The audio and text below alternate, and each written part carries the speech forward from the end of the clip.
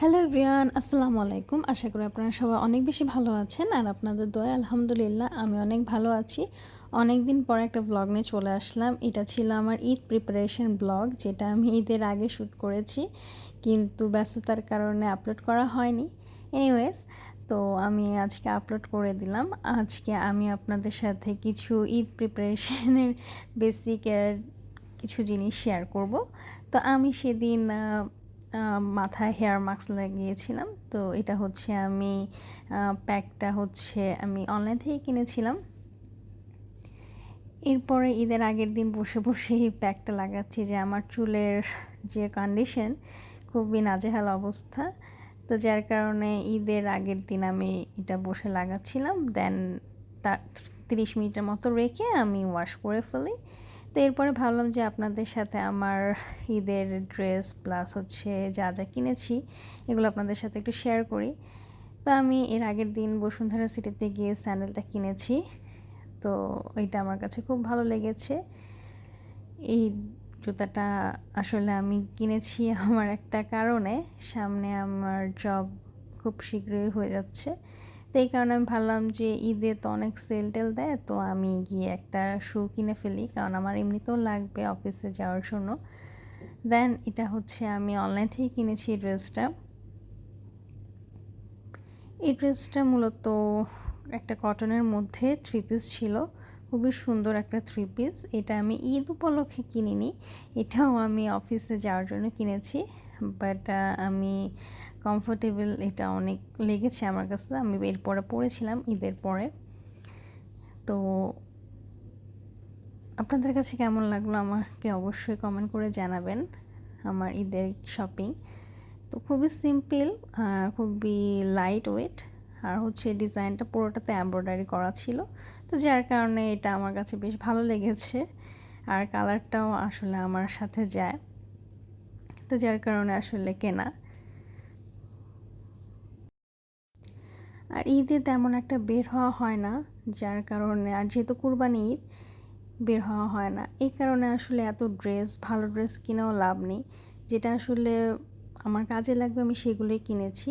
অফিসে যাওয়ার জন্য আমার এই ড্রেসটা খুবই কমফোর্টেবল মনে হয়েছে, পিওর কটনের মধ্যে, সামনে এরকম ট্যাসেলও ছিল, যার কারণে একটু অন্যরকম একটা ডিজাইন এই ড্রেসটাতে ছিল বলে আমার নেওয়া হয়েছে। এরপর এটা প্যান্টের কাপড় ছিল, আর এটা হচ্ছে ওড়নাটা।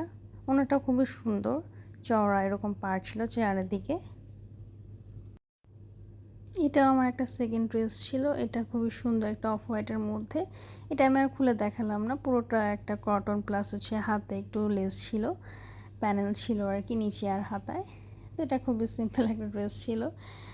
এটাও একটা পাকিস্তানি ইন্সপায়ার্ড ড্রেস, তো এটা আর খুলে দেখালাম না।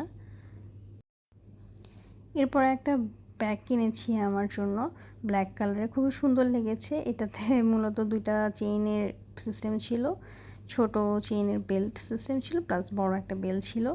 এটাও আসলে আমি আমার অফিসের জন্য ইউজ করার জন্য আমি এটা কিনেছি। আপনারা বলবেন আমার এই ব্যাগটা কেমন লেগেছে আপনাদের কাছে। একটা কম্পার্টমেন্ট ছিল এটার মধ্যে, বেশি বড় ছিল না, বাট আমার কাছে মনে হয়েছে যে আমার জন্য পারফেক্ট একটা ব্যাগ। আর এটা ছিল একটা পার্পল কালার ড্রেস, এটা ঈদের মেন ড্রেস ছিল আমার। তো এই ড্রেসটা পরেও আমার এ পর্যন্ত বের হওয়া হয়নি। সত্যি কথা বলতে আমি বললাম না যে এখন আমার বাইরে বেরই হওয়া হয় না।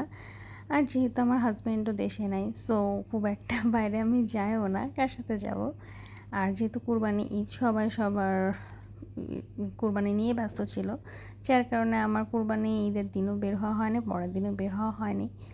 আর আমার চাচা খুবই অসুস্থ, আমার একটা চাচা এখন আছে বেঁচে, তো উনিও লাইফ সাপোর্টে। ঈদের দিন থেকেই উনি পড়ে গিয়ে আসলে পা ফ্র্যাকচার হয়ে যায়, একদম খুবই বাজে অবস্থা, কোমায় চলে গিয়েছে এখন। তো লাইফ সাপোর্টে আছে, যার কারণে আসলে মনও ভালো ছিল না ঈদে কোথাও বের হব, বাসাতেই ছিলাম এই আর কি। তো এই ড্রেসের সাথে দোপাট্টাটা ছিল হচ্ছে একটু কন্ট্রাস্টের মধ্যে, এটা আমার কাছে খুব ভালো লেগেছে, পুরোটা মসলিন অর্গানজার মধ্যে ছিল ড্রেসটা। এরপর আমি আম্মুকে বললাম, আম্মু খুব চটপটি ফুচকা খেতে ইচ্ছে করছে, চলো আজকে আমরা চটপটি বানাই। তো এরপরে আম্মু বলে আচ্ছা ঠিক আছে, তেঁতুলও আছে, তো এরপরে আমি শুরু করে দিলাম চটপটি বানানো। যা ছিল সব কিছু নিয়ে এইটার প্রিপারেশন করতেও মূলত 1-2 ঘন্টা চলে গেছে, কারণ তেঁতুলটাকেও ছাড়াতে হবে। এগুলো নিয়ে তারপর আমি একটার পর একটা ইনগ্রিডিয়েন্ট দিয়ে তেঁতুলের টকটা বানাই নিলাম আগে। সামান্য চিনি, লবণ, গোলমরিচের গুঁড়ো আর হচ্ছে বিট লবণ, এগুলো দিয়ে টকটা করতে হয়। তা আমি ফার্স্ট টাইম বানাচ্ছি, আমি জানি না আসলে কীরকম কীভাবে বানাতে হয় এটা। তো ইউটিউব ভিডিও দেখে দেখে আমি একটু চেষ্টা করছিলাম, তবে আলটিমেটলি রেজাল্ট খুব ভালো হয়েছে। সবাইকে খাইয়েছি, সবাই অনেক বেশি প্রশংসা করেছে। আমার কাজিনরা, আমার ফুপুরা, সবাইদেরকে খাওয়ানো হয়েছে, আমার বোন। তো ওরা বললো যে না, মজা হয়েছে। তো আমি ভাবলাম যে না, যাক, আমি সার্থক, এই প্রথমবার বানিয়েছি। কেমন হয় আমি জানতাম না আসলে। এরপরে চটপটি মশলা দিয়ে দিলাম, দেন সামান্য একটু পানি দিতে হবে লিকুইডটা করার জন্য। আমি পানি প্রথমে কম দিয়েছি, পরে বাড়ানো হয়েছে আর কি। সাথে আরও দিয়ে দিলাম মরিচের গুঁড়া, গোলমরিচের গুঁড়া।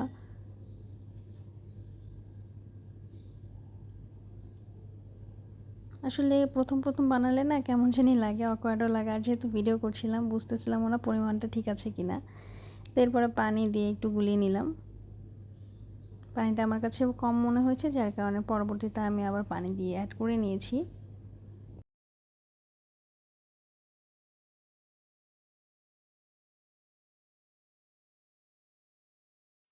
হয়ে গেল আমার টক বানানো। এরপরে হচ্ছে গিয়ে চটপটিটা আবার একটু চুলায় দিয়ে হালকা একটু পানি দিয়ে মশলা আবার কিছু দিয়ে আম্মু একটু আবার জাল দিয়ে নিল, কারণ আম্মুর কাছে মনে হচ্ছিল যে না, তাহলে তো রান্না হলো না, সুন্দর মতো তো জাল দিয়ে টেস্টটা আসবে না। এই কারণে আবার আম্মু সব মশলা টশলা দিয়ে আবার একটু গুলিয়ে নাড়িয়ে চাড়িয়ে নামালো। আর এর সাথে আমরা পরিবেশন করলাম আমাদের চটপটি। তো এই ছিল ঈদের দিনটা। আসলে সারাদিন কাজের মধ্যে ছিলাম, রান্নাবান্নার মধ্যেই ছিলাম। তারপরে সন্ধ্যায় তো মেহমান আসেনি, পরের দিন অবশ্য সবাই আসছিল। তো এই ছিল আজকের আমার ব্লগ। তো আশা করি আপনাদের ভালো লেগেছে। যদি ভালো লেগে থাকে অবশ্যই ভিডিওতে একটা লাইক দিবেন, কমেন্ট করবেন, আর আমার চ্যানেলটা সাবস্ক্রাইব করে আমার পাশেই থাকবেন, যাতে নতুন নতুন ব্লগগুলো আমি আপনাদের সাথে শেয়ার করতে পারি, আর সাথে সাথে আপনারা আমার চ্যানেলে ঢুকে দেখতে পারেন। তো আজ এই পর্যন্ত। সবাই ভালো থাকবেন, সুস্থ থাকবেন। আল্লাহ হাফেজ।